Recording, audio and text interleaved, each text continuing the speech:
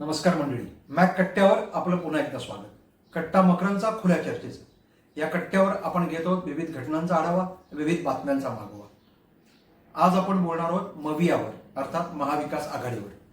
विधानसभेच्या निवडणुका आता कधीही घोषित होतील असं वातावरण आहे. पुढच्या आठवड्यात निवडणूक आयोग महाराष्ट्रात दौरा करणार आहे. तो प्रशासनाचे अधिकारी, विविध राजकीय पक्ष यांची भेट घेणार आहे आणि मग एका विशिष्ट कालावधीनंतर निवडणुका घोषित होतील. या सर्व पार्श्वभूमीवर महाविकास आघाडी विरुद्ध महायुती असा सामना यावेळी रंगणार आहे.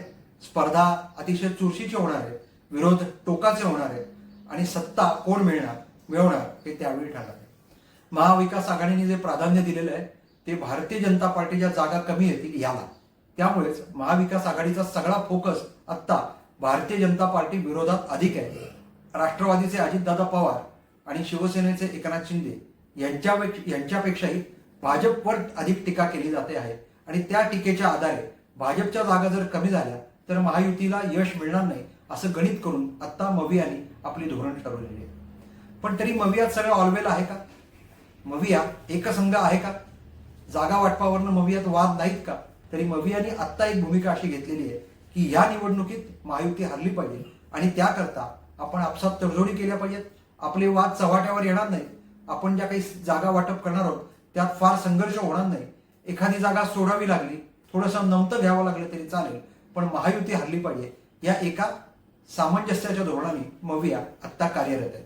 मवियाचे काही नेते वक्तव्य करतात, ती गरजही असते, ती वक्तव्य परस्पर विरोधी असतात. ती कार्यकर्ता टिकून ठेवावा, आपापल्या पक्षातल्या कार्यकर्त्याचं मनोबल टिकून राहिलं पाहिजे आणि आपल्याला अधिक जागा मिळतील असं चित्र निर्माण करता आलं पाहिजे आपल्या समर्थकांमध्ये. त्यामुळे ती बडबड आहे. पण आत्ता तरी मवियाची सूत्र काहीशी काँग्रेसच्या ताब्यात असल्याचं चित्र आहे. एक अनुमान केलं जातं की काँग्रेस अधिक जागा लढवेल, काँग्रेस अधिक जागा जिंकेल आणि त्याच्यानंतर शरद पवारांचा राष्ट्रवादी पक्ष आणि उद्धव ठाकरे यांचा शिवसेना पक्ष यांना जागा मिळतील. मवियामधला खरा म्हणजे संघर्ष सुरू होणार आहे तो निवडणूक संपल्यानंतर, निकालानंतर. मवियाला अपेक्षित निकाल लागले. अपेक्षित निकाल म्हणजे मुख्यमंत्री पद जर मवियाकडे जाणार असं लक्षात आलं तर तिथनंच खरं म्हणजे संघर्ष सुरू होणार आहे. आपण एक लक्षात घेतलं पाहिजे 2019ला काय झालं. अतिशय दीर्घकाळ असलेली भारतीय जनता पार्टी शिवसेना युती ही 2019ला तुटली. ती कुठल्या मुद्द्यावर? मुख्यमंत्री पदाच्या मुद्द्यावर. 2014 साली भारतीय जनता पार्टीने 125 जागा जिंकल्या होत्या. त्याच भारतीय जनता पार्टीच्या जागा 20नी कमी झाल्या आणि भारतीय जनता पार्टीचं संख्याबळ कमी झाले हे लक्षात आल्यावर शिवसेनेच्या उद्धव ठाकरे यांनी उचल खाल्ली आणि आता आपण मुख्यमंत्री पदावर गेलं पाहिजे याकरता त्यांनी आपली स्वतःची नवी धोरणं ऐकली. त्या धोरणांच्या आखण्यामुळेच भारतीय जनता पार्टीने त्यांच्या मुख्यमंत्री पदाला नकार दिला. अखेर युती तुटली आणि आपल्याला मुख्यमंत्री पद हवं म्हणून उद्धव ठाकरे यांनी थेट काँग्रेस बरोबर आणि राष्ट्रवादी बरोबर संधान साधलं. एक महाविकास आघाडी तयार झाली आणि त्यातनं 2.5 वर्ष उद्धव ठाकरे मुख्यमंत्री पदावर होते, महाविकास आघाडीचं सरकार होतं. त्यानंतरची 2.5 वर्ष ज्याचा कार्यकाळ काही दिवसांनी संपेल आणि विधानसभा निवडणुका होतील. पण आपण एक लक्षात घेतलं पाहिजे, उद्धव ठाकरे यांची मुख्यमंत्री होण्याची मनीषा आणि महत्वाकांक्षा आता लपून राहिलेली नाहीये. म्हणूनच मुख्यमंत्री पदाचा उमेदवार ठरवा असं त्यांचं आव्हान होतं. त्यांनी केलेली दिल्लीवारी त्याकरताच होती. आपल्याला मुख्यमंत्री पदाचा उमेदवार म्हणून घोषित करा, निवडणुका जिंकणं सोपं होईल असं चित्रही त्यांनी काही प्रमाणात करण्याचा प्रयत्न केला होता.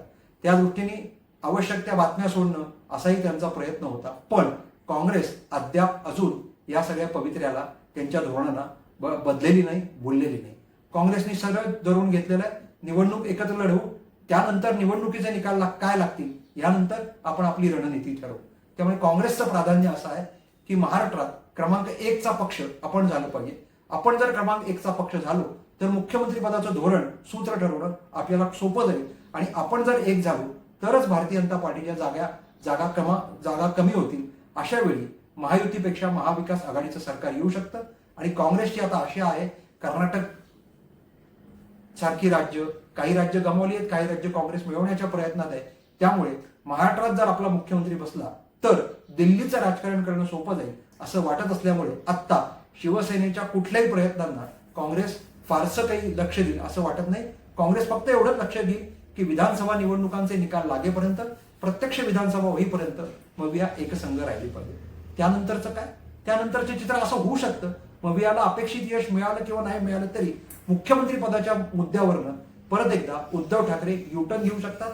त्यांची आशा आकांक्षा महत्वाकांक्षा जागी होऊ शकते आणि मुख्यमंत्री पद देणार असाल तरच मी तुमच्या बरोबर राहील असा पवित्रा ते घेऊ शकतात. काँग्रेसला एकदा परत ते कोंडीत पकडू शकतात. ते 2019च्या साली त्यांनी तेच नेमकं भारतीय जनता पार्टी बरोबर केलं. भारतीय जनता पार्टीने त्यावेळी सपशेल नकार दिला. 2.5 वर्ष भारतीय जनता पार्टी विरोधात बसली. मात्र काँग्रेस ते करेल का? काँग्रेस मविया फुटू देईल का? उद्धव ठाकरे यांना बाहेर पडू देईल का? हा कळीचा मुद्दा आहे.